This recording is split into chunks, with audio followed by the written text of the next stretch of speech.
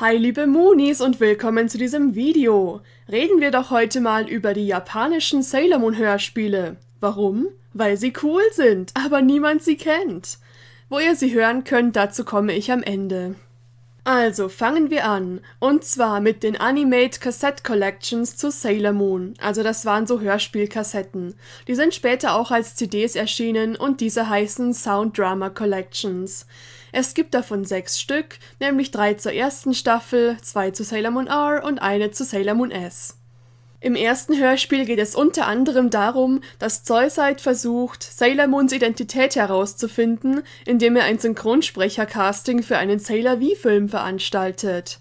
Und ich sag's gleich schon mal, ihr dürft euch auf so einige Meta-Witze und Durchbrechen der 4. Wand freuen, schließlich sind hier ja wirklich Synchronsprecher am Werk. Es sind übrigens natürlich die großartigen japanischen Originalsprecher. Es gibt in dem Hörspiel aber noch weitere kleine Abschnitte, wie Tagebucheinträge der Mädels oder eine Quizshow. Und ihr merkt vielleicht schon, dass dieses Hörspiel mehr eine Parodie ist und sich über die Serie lustig macht. Man darf hier also keine wirkliche Story erwarten und das Ganze nicht ernst nehmen. Freut euch einfach auf eine Stunde Rumgeblödel mit den Senshi. Und ich kann euch sagen, ich fand es mega witzig und ich habe so sehr gelacht.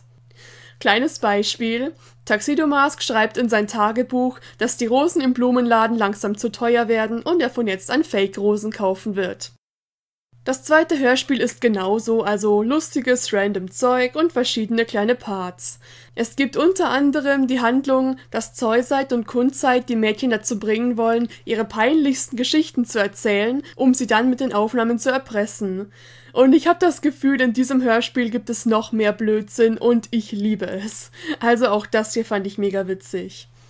Die nächsten 3 gibt es leider nirgends mit Untertiteln und ich habe wirklich gesucht, aber nirgends eine Übersetzung gefunden.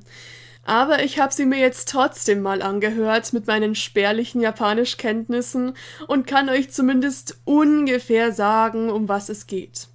Also, das dritte heißt Prelude of Romance und ist das einzige ernste dieser Hörspiele. Die erste Hälfte spielt zwischen Staffel 1 und 2, also da, wo noch alle ihre Erinnerungen verloren haben. Usagi erinnert sich jedoch an die Initialien MC, also Mamoru Chiba natürlich, und Naru sagt, das muss ihr Traumprinz sein. Sie trifft nach und nach die anderen Mädchen und Mamoru und es gibt immer wieder Flashbacks auf das Staffel 1 Finale. Das Coole ist, so können wir ein paar der Szenen des Finales endlich mal mit Sailor Moons Sprecherin Kotono Mitsuishi hören, denn diese war während des Finales krank und wurde von Chibiusas späterer Sprecherin vertreten. In der zweiten Hälfte geht es darum, dass Prince Endymion aus der Vergangenheit in die Gegenwart geholt wird. Ich glaube, der Silberkristall hat ihn hergebracht, weil sich Usagi ihren Mamoru zurückwünscht. Das spielt nämlich zu der Zeit, wo sie ihre Erinnerungen zurück hat, aber er noch nicht. Jedenfalls will Usagi nicht, dass Endymion wieder in die Vergangenheit zurückgeht, weil sie weiß, dass er sterben wird. Natürlich lässt sie ihn am Ende trotzdem schweren Herzens wieder gehen. Es sind 2 interessante und emotionale Geschichten, besonders die mit Endymion. Es gibt sogar einen Rückblick darauf, wie Endymion und Serenity sich getroffen haben, und mehr Silver Millennium Content ist immer toll, denn davon gibt es so wenig. Das nächste ist das erste Hörspiel der R-Staffel und ab hier haben wir wieder lustige Geschichten statt ernste. Hier geht es darum, dass sich die Senshi ihre eigene R-Staffel ausdenken. Ale und Anne kommen zurück.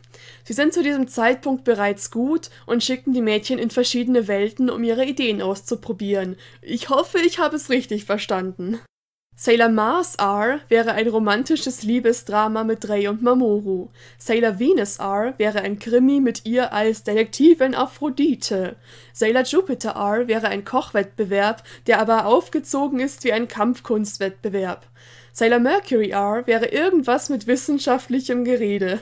Das Coole ist, dieser Part ist benannt nach Naoko Takeuchis wirklicher Uni-Abschlussarbeit. Und Tuxedo Mask R wäre so eine Art Superheldenserie. Er trifft dabei auf seine anderen Alter-Egos Endymion und den Ritter des Mondlichts. Das war ganz witzig. Usagi beschwert sich übrigens die ganze Zeit, dass sie keine eigene Welt bekommt.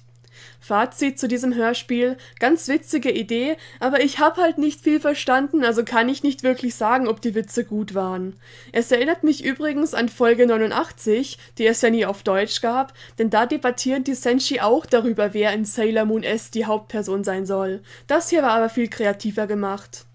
Nun zum zweiten Sounddrama der R-Staffel. Es geht darum, dass die Ayakashi-Schwestern eine Zeitmaschine aktivieren und sie und die Senshi gelangen in verschiedene Zeitepochen. Aber auch hier gilt, verlasst euch nicht auf diese Info, hier bin ich mir am wenigsten sicher. Aber sowas Ähnliches ist es auf jeden Fall. Es gibt zum Beispiel einen Abschnitt im Wilden Westen, in der japanischen Edo-Ära, in der fernen Zukunft und mehr. Es gab auch eine Szene, in der Mamoru und Artemis in einer heißen Quelle baden, aber plötzlich kommen die Mädels herein. Die Jungs verstecken sich schnell und schauen zu. Ich hasse solche Szenen in Anime. Und ich weiß ja nicht, was in dieser Szene passiert ist, aber es klang weird und cringe. Aber ansonsten war es in Ordnung und wieder mal eine coole Idee. Allerdings habe ich das hier wohl am wenigsten verstanden und deshalb kann ich nicht wirklich sagen, wie witzig es war oder ob die Szenen gut umgesetzt waren. Und zum letzten Sounddrama, nämlich das zu Sailor Moon S. Dazu gab es wieder Untertitel. Und ich muss sagen, zu diesem Hörspiel habe ich gemischte Gefühle. Es besteht aus mehreren kleinen Geschichten, die nicht zusammenhängen. Und ich denke, hier werde ich genauer auf die einzelnen Abschnitte eingehen, also Spoiler folgen. Die erste Story. Usagi und Minako sind bei Haruka und Michiru zu Besuch und wollen lernen, auch so elegant zu sein. Als Usagi aufs Klo muss, verarschen die beiden sie und sagen, sie haben gar kein Klo, denn sie müssten ja nie. Und auf weitere Nachfragen sagen sie dann sowas wie, ja, sie schwitzen auch nie und sie wissen gar nicht, was ein Pups ist. Und ich fand diese kurze Szene sehr witzig, weil es sehr gut diese Überperfektheit von Haruka und Michiru parodiert. Die zweite Story führt die Mädels in eine reine Jungenschule, da sie dort einen Daimon vermuten. Sie verwandeln sich alle in Jungs. Hinterfragt es einfach mal nicht. In der Schule verliebt sich Makoto in einen Jungen und sie verstehen sich super. Er wird natürlich auch das Opfer des Daimonen. Es stellt sich aber heraus, dass der Typ nur auf Jungs steht und kein Interesse mehr an Makoto hat, als er herausfindet, dass sie ein Mädchen ist. Warum auch immer sie das vorher nicht gemerkt hat, da er sie auf ein Date eingeladen hat als Junge, aber hey. Ja gut, die Story ist ganz interessant, aber einen Satz fand ich ziemlich uncool, nämlich als sich die Mädels gerade in Jungs verwandelt haben, da macht Makoto so gespielte Flirtversuche mit Ami und dann sagt Ami, oh Gott, aber das geht ja nicht, wir sind ja beide Mädels, beide Jungs. Und als dann die anderen merken, dass Ami das anscheinend ernst verstanden hat, dann sagen sie, oh, Ami, du bist ja pervers. Ja, super. Ansonsten mochte ich die Geschichte aber und der Junge ist echt nett. Dann kommt ein Abschnitt, den ich nicht mochte. Haruka baut einen Motorradunfall und will als Entschädigung für einen Tag den Job des anderen Typen übernehmen. Dieser ist Fischhändler und aus irgendeinem Grund ist es Haruka sehr peinlich, als solche zu arbeiten und von den anderen Senshi gesehen zu werden. Keine Ahnung, ist wahrscheinlich ein kulturelles Ding. Und jetzt kommt's, sie baut noch einen Unfall und verspricht wieder, den Job des anderen Typen zu übernehmen. Es stellt sich aber heraus, dieser arbeitet in einer Schwulenbar. Und Haruka will dort partout nicht arbeiten und ihr ist es so peinlich, dass sie ihr Versprechen bricht. Wow, gerade Haruka müsste da doch ein bisschen toleranter sein. Michiru ist es übrigens auch, aber Haruka in dieser Szene ist so, wow. Aber gut, der nächste Abschnitt ist besser. Tomoe und Kaoli Knight erschaffen eine böse Sailor Moon namens Sailor Moon Dark. Der Plan ist, dass die Senshi niemanden angreifen würden, der wie Sailor Moon aussieht. Tja, falsch gedacht, die Senshi ballern sofort drauf los. Und ich fand es ganz witzig und es war eine coole Idee. In der nächsten Story sind die Senshi auf einer einsamen Insel gestrandet. Sie haben den weirden Plan, Sailor Moon in Gefahr zu bringen, denn immer wenn das passiert, taucht ja Tuxedo Mask auf. Und es klappt sogar, nur leider hat Tuxedo Mask kein Boot und sie sitzen immer noch fest. Auch das war ganz witzig, weil es parodiert, wie Tuxedo Mask aus irgendwelchen Gründen immer weiß, wenn Sailor Moon in Gefahr ist und dann sofort zu diesem Ort kommt, egal wie unrealistisch es gerade ist. So, der nächste Part war der schlimmste und ich fand ihn ganz furchtbar. Mamoru fragt sich, warum er noch kein Opfer der Deathbusters war und ob er überhaupt ein reines Herz hat. Na, hat hier noch jemand Minako-Flashbacks? Jedenfalls hat Ami gerade zufällig ein Gerät entwickelt, mit dem man in die Herzen der Menschen schauen kann.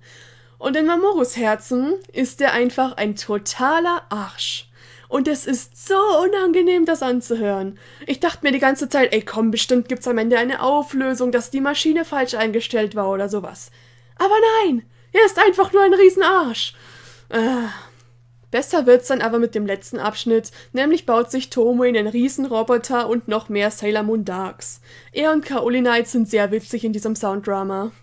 Und da ich hier eh schon alles spoilere, es gibt am Ende auch noch eine Szene, wo sich die beiden dann darüber beschweren, dass sie in diesem Sounddrama so wenig vorkamen und dann sagt Tomoe, aber kein Problem, ich habe gerade 36 Stunden auf meinem neuen Gerät etwas aufgenommen, also wer hören will, wie ich 36 Stunden quatsche, der kann sich das dazu passende Abspielgerät kaufen für nur 2 Millionen Euro.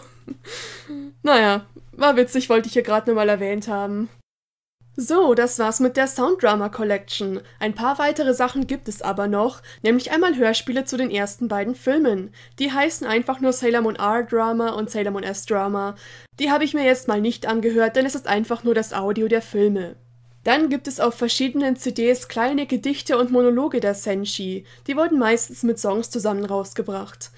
Sailor Moon German übersetzt die zurzeit auf deren YouTube-Kanal, da könnt ihr gerne mal vorbeischauen. Und weitere dieser kurzen Sachen findet ihr mit englischer Übersetzung auf Sailor Music Net. Allerdings sind wie immer in der Videobeschreibung. Und zu guter Letzt, es gab auch 3 CDs zu PGSM namens DJ Moon. Da wurden Songs und Hintergrundmusik gespielt und die Senshi haben das ein bisschen moderiert. Auf der ersten CD ist das sehr unspektakulär, aber auf Nummer 2 und 3 gibt's zumindest eine Mini-Story mit Kampf und sowas. Aber auch das ist jetzt nichts Bahnbrechendes. Aber Sailor Moon German hat auch das übersetzt, genauso wie übrigens die ganze Serie. So, und nun kommen wir dazu, wo ihr diese Sounddramas hören könnt. Es ist leider ein bisschen kompliziert, deshalb habe ich es jetzt mal ans Ende geschoben. Es gibt sie mit englischen Untertiteln auf der Seite Miss Dream, zumindest die ersten 2 und das zur 3. Staffel, sowie auch die zu den Filmen. Leider ist das mit den Dateien da nicht so einfach, denn es sind RAR-Dateien und man braucht dafür ein Programm, das die entpacken kann. Ich habe dafür 7-Zip benutzt. Und kleiner Tipp, benutzt den VLC-Player zum Abspielen, sonst kann es sein, dass die Untertitel nicht gehen. Ob das alles auch auf Smartphones oder irgendwie anders funktioniert, weiß ich leider nicht. Vielleicht kann da jemand in den Kommentaren helfen. Ich hoffe auf jeden Fall, ihr findet eine Möglichkeit, die Sachen zu hören, wenn es euch interessiert. Die übrigen 3 Sounddramas gibt es zwar auf YouTube, aber leider ohne Untertitel.